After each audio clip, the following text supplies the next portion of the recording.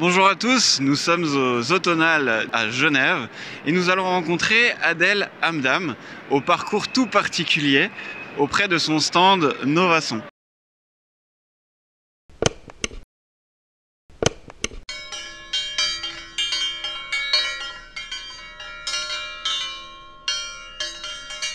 Bonjour Adel, Oui, chérie. merci de nous accueillir sur ton stand Novason aux Automnales. On aimerait te découvrir un peu plus en détail parce que tu as un parcours atypique et tu utilises tes compétences auprès des patients qui ont des acouphènes. Est-ce que tu peux nous en dire un peu plus sur ton parcours et puis ce que tu fais auprès des patients ?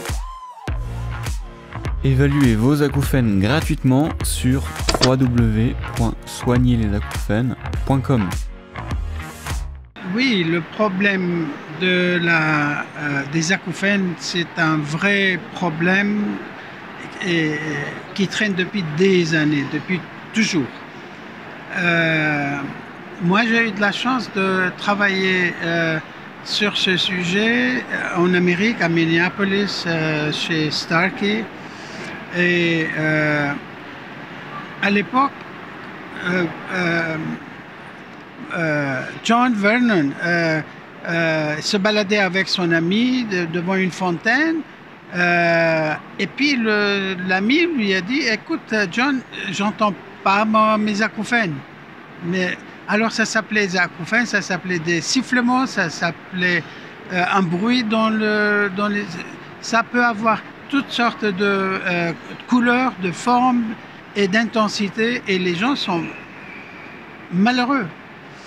Et là, John Vernon, il a parlé de masquage. Et à ce moment-là, 1980, les fabricants d'appareils acoustiques ont inventé des masqueurs.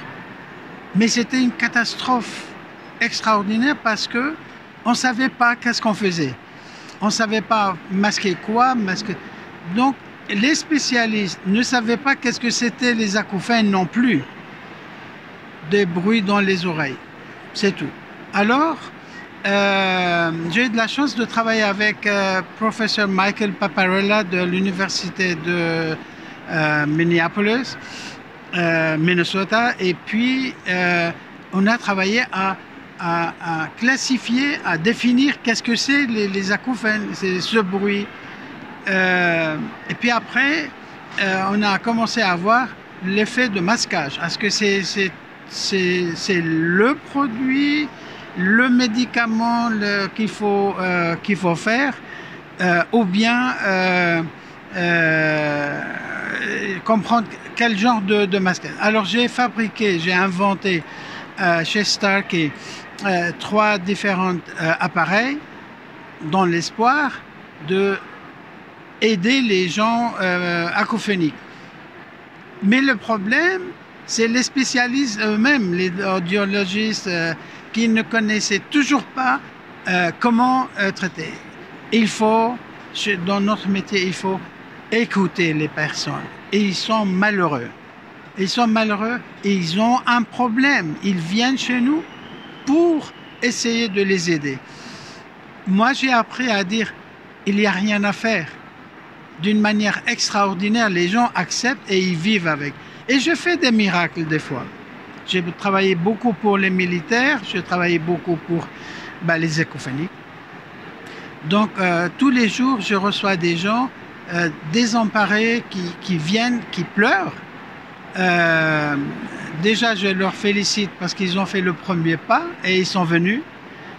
Et puis après, j'ai appris à écouter. Je prenais tout le temps nécessaire parce qu'ils ont besoin de quelqu'un qui les écoute, parce qu'ils ne sont pas fous et ils cherchent quelque chose de vrai pour un problème. Donc, j'ai réussi à utiliser le phénomène ou la méthode de masquage là où je pouvais, là où c'était faisable. Donc, ce n'est pas à donner à tout le monde. Donc, il ne faut pas se moquer de ces gens-là. Il ne faut pas il faut, comme j'ai dit, il faut les écouter pour voir qu'est-ce qu'il faut faire. Donc, j'ai dans mon expérience beaucoup d'écarts. Je suis très content de pouvoir aider ces gens-là. Et c'est très difficile. Merci. En tout cas, on voit que tu as une grande expérience dans le domaine avec différents profils de patients ici en Suisse, et puis que tu as développé des systèmes quand tu étais aux États-Unis. C'est vrai que ces masqueurs d'acouphènes, tu les utilises s'il y a besoin, mais tu mets en avant vraiment l'écoute auprès des patients qui viennent te voir pour des acouphènes. Qu'est-ce que tu penses de la première étape au niveau de ces patients, qui est souvent d'aller en discuter avec le médecin généraliste ou l'ORL, qui vont dire peut-être dans certains cas qu'il n'y a rien à faire. Tu dis que tu as appris à dire d'une certaine manière qu'il n'y avait rien à faire à ces personnes que tu as testées en laboratoire pour vérifier qu'effectivement il n'y avait rien à faire pour leurs acouphènes. Qu'est-ce que tu penses de cette première étape un petit peu standard, d'aller chez le médecin généraliste et chez l'ORL? Est-ce que les personnes doivent s'arrêter là? Est-ce qu'elles doivent prendre contact tout de suite avec toi? Comment est-ce que toi tu vois cette première étape? Ben, c'est clair, il faut passer toujours par un médecin. Il faut passer par un médecin otorino. Il faut passer par un médecin spécialisé. Ils ne sont pas tous spécialisés. Et ils ont toujours tous raison quand ils disent qu'il n'y a rien à faire. Je suis très content de voir sur le marché des nouveaux appareils, nouvelles technologies. Et puis les fabricants ont des équipes d'ingénieurs qui travaillent beaucoup sur le phénomène de masquage, et ils ont inventé beaucoup des sons, de bruits, de méthodes qui peuvent être utiles, mais pas pour tout le monde, pas tout le temps. Je répète, il faut écouter les gens pour essayer de comprendre leurs problèmes. Des fois, on a la solution, ça peut être mais vraiment très très simple, mais il faut savoir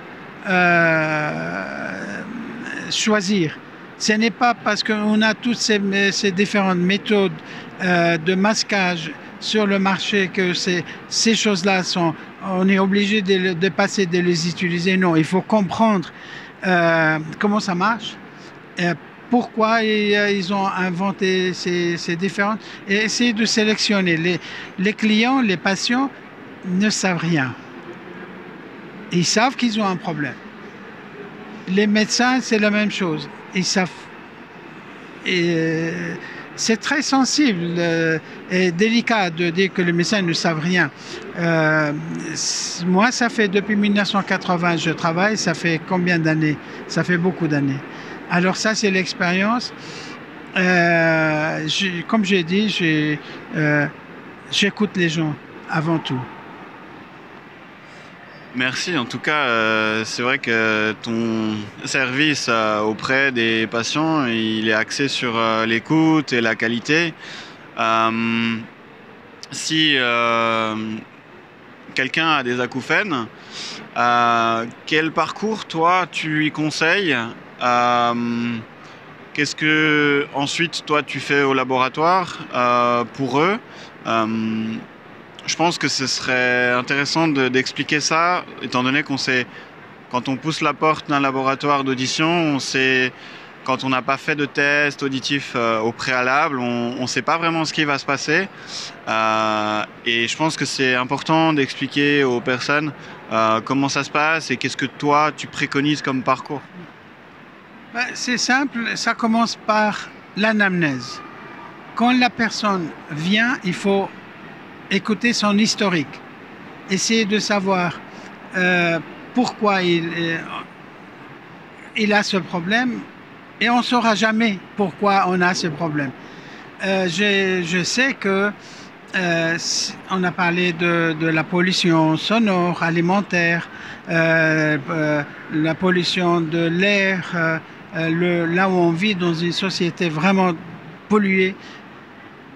Donc ça pourra être la raison directe, mais on a découvert au Tibet, ils ont aussi le même problème. Et c'est là-bas, ils n'ont pas de pollution ni sonore, ni de l'air, ni alimentaire. Ils ont ce genre de problème. Je crois que je ne veux pas vraiment exagérer, mais je crois que 90% de la population ont des acouphènes sous différentes formes et qualités et intensités.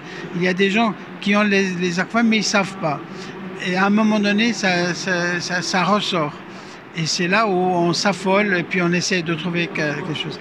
Donc l'anamnèse, c'est très important pour comprendre pourquoi, qu'est-ce que la personne a, les différentes étapes. Je pense que c'est vrai et ces tests que tu réalises en laboratoire, ces consultations pour essayer de trouver la cause sont importantes.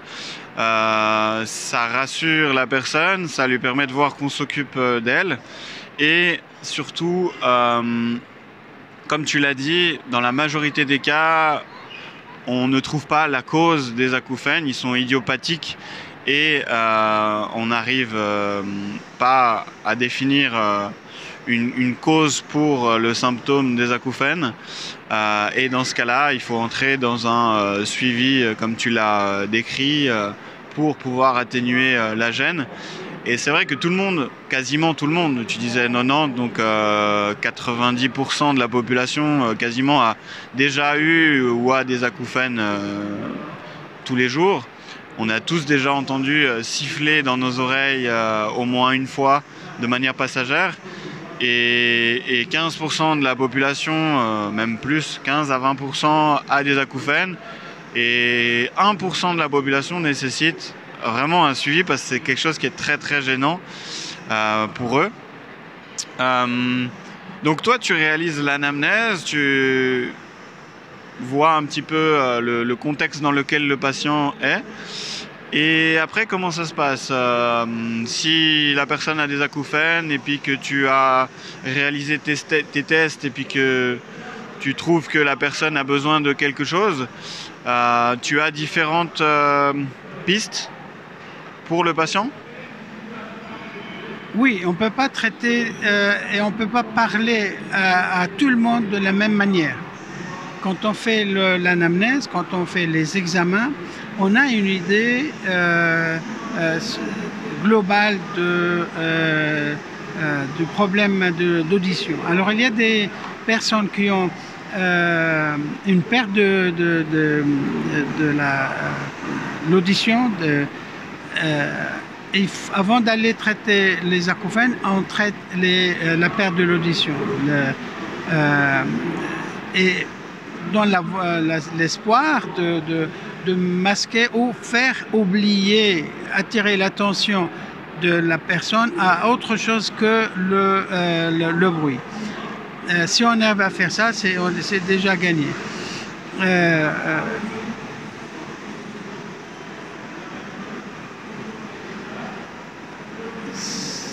Le mot, quand tu dis le traitement, c'est pas un traitement. Le traitement, c'est soigné avec un médicament. C'est une approche qu'on va... chaque individu, il est traité, il est soigné d'une manière différente. Il faut connaître les gens, il faut voir comment les parler, il faut donc on ne peut pas avoir un protocole fixe pour tout le monde, ça n'existe pas. Chaque individu est différent, chaque individu a des problèmes et des besoins différents. Donc il faut découvrir ça pour pouvoir trouver une solution pour l'aider. D'accord, c'est très intéressant tout ce que tu décris là, et c'est vrai que l'amplification par un appareil auditif, s'il y a une perte auditive, permet dans la majorité des cas de soulager et puis d'aller vers un mieux. Moi j'ai des acouphènes depuis 10 ans, et puis avec tout ce qu'on réalise aujourd'hui pour les acouphènes, je n'ai plus aucune gêne. Toi, tu as déjà expérimenté d'avoir des acouphènes? Alors, quand la personne entre chez moi et dit j'ai des acouphènes, je dis tu es bienvenue au club. Parce que moi, j'ai les acouphènes depuis très longtemps. Et il y a le côté culturel qui entre en matière aussi. En Inde, les hindous sont heureux quand ils ont les acouphènes, ils sont heureux d'avoir ça. Ils croient que c'est les anges qui leur parlent, les ancêtres qui sont partis leur parlent. Alors ceux ils sont chanceux, les gens qui ont des acouphènes sont chanceux. Chez nous, non, ce n'est pas chanceux. Moi, je crois que j'avais à peu près 15 ans, quand des fois j'avais un enclenchement de l'acouphène sous forme d'une fréquence pure et très très fort. Je disais à mon père, je disais papa, mes oreilles sifflent. Il me dit oui, c'est quelqu'un qui pense à toi. Je dis oui, mais ce quelqu'un je ne l'aime pas parce qu'il me fait mal. Donc il faut leur raconter cette histoire que c'est leur vie, c'est quelque chose qui nous touche tous les jours. Donc moi je dis aux gens, vous êtes bienvenus au club. Alors là, ça les rassure. Et moi j'ai découvert que j'ai le type le plus mauvais d'acouphène, pour lequel je peux absolument rien faire. Alors je me suis pris comme un cobaye depuis 1980 et jusqu'à maintenant, nous sommes en 2022, je n'ai pas trouvé quelque chose qui m'aide et j'essaie d'aider les gens, mais alors la seule chose qui m'aide, c'est tant pis, ce n'est pas. J'ai pleuré une seule fois. Il neigeait, il faisait tellement silencieux et beau. Je voulais entendre le silence, je n'ai pas entendu et j'ai une larme. Voilà, c'est une fois que les acouphènes m'ont vraiment influencé et m'ont fait mal. Mais sinon, je vais bien avec. Donc, il faut vraiment pas baisser les bras. On continue à chercher pour savoir, pour trouver quelque chose pour l'humanité. Je pense que ce que tu nous dis là, c'est très intéressant au niveau de la signification qu'on donne aux acouphènes. Comme tu dis, on a tendance à poser une signification négative. On aimerait entendre le silence, des bruits qui sont gênants. Et comme tu l'as dit, dans d'autres cultures, on a une signification différente.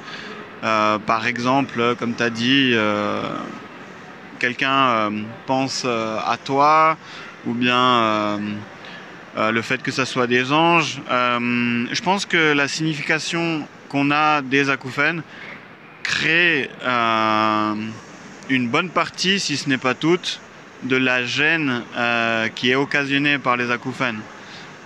Dans ta situation, tu as fini par t'habituer. Comment tu as fait pour t'habituer et être plutôt plus gêné par tes acouphènes? m'habituer, c'est pas le mot à dire, il faut ignorer. C'est là, c'est fort, je l'entends dans toutes les situations, je l'ignore. Ce n'est pas mon problème. Et ça, ça demande beaucoup de force et de courage pour pouvoir dire ça et ignorer. Maintenant, dans ce salon, il y a énormément de bruit. Mais mes acouphènes sont beaucoup plus forts que le bruit de... ça me fatigue. Alors, oui, mais je ne peux rien faire. Donc, j'accepte de vivre avec, parce qu'elle est là. C'est quelqu'un qui est désagréable. Ce n'est jamais positif, c'est toujours négatif, c'est toujours malheur. Mais je suis bien de vivre avec les acouphènes. Donc, non, les acouphènes, ce n'est pas quelque chose de positif. C'est toujours négatif, c'est toujours mauvais, c'est toujours fait mal. Si on arrive à aider quelqu'un, alors tu as dit là tout à l'heure, pas soigner, mais aider les gens à surmonter ce problème. Donc c'est ça qu'on cherche. Parce que là, si le phénomène de masquage marche, c'est bien, mais on n'a pas gommé, on n'a pas effacé le bruit. Il est toujours là. Donc, oui, j'ai des cas qui sont très difficiles, des gens qui sont vraiment très malheureux. On essaie de les aider. En tout cas, merci pour toutes ces informations sur ton parcours et puis les personnes que tu aides tous les jours au laboratoire. Si tu avais un seul conseil à donner aux personnes qui nous écoutent, qui ont des acouphènes, ce serait lequel? C'est très simple. Ne restez pas chez vous, faites le premier pas, posez la question à des spécialistes, pas des charlatans. Posez la question à plusieurs personnes pour essayer de comprendre. Mais faites le premier pas et venez pour nous consulter pour voir si on peut faire quelque chose pour vous. Merci beaucoup. En tout cas, c'est très encourageant pour toutes les personnes qui nous écoutent et qui sont gênées par les acouphènes. En tout cas, merci pour nous avoir reçus aujourd'hui.